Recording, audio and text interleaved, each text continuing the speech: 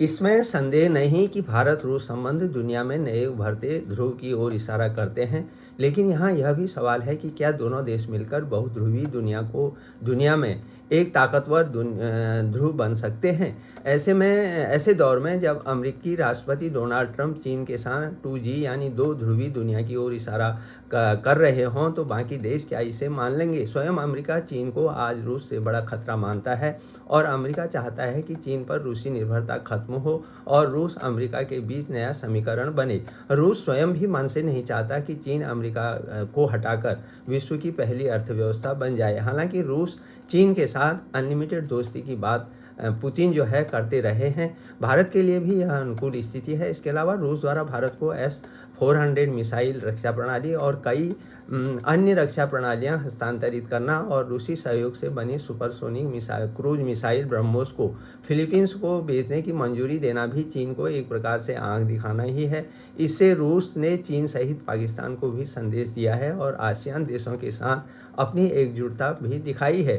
रूस ही क्यों, पश्चिमी देश भी नहीं चाहेंगे कि खुद को मिडिल किंगडम कहने वाला चीन, जो अपने देश को पृथ्वी के मध्य में स्थित बताकर वहां से पूरी दुनिया पर राज स्थापित करने की लालसा पाले हुए है, वह इसमें कामयाब हो।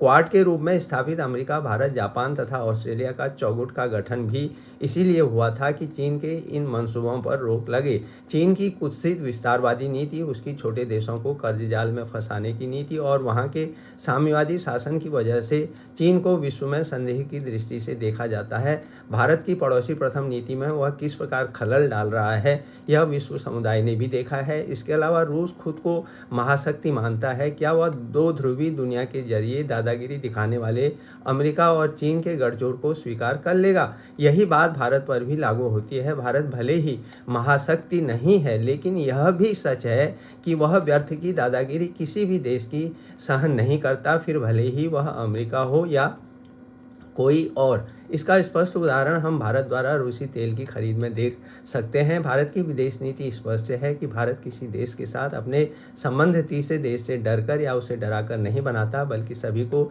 साथ लेकर वसुधैव कुटुंबकम की उदात्त भावना से आगे बढ़ता है।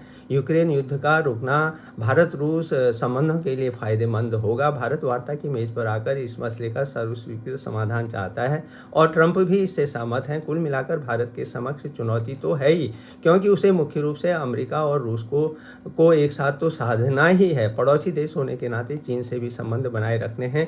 क्या ऐसा नहीं हो सकता कि चीन को सद्बुद्धि आए और वह भारत के साथ मिलजुल कर सच्चे पड़ोसी का धर्म निभाए?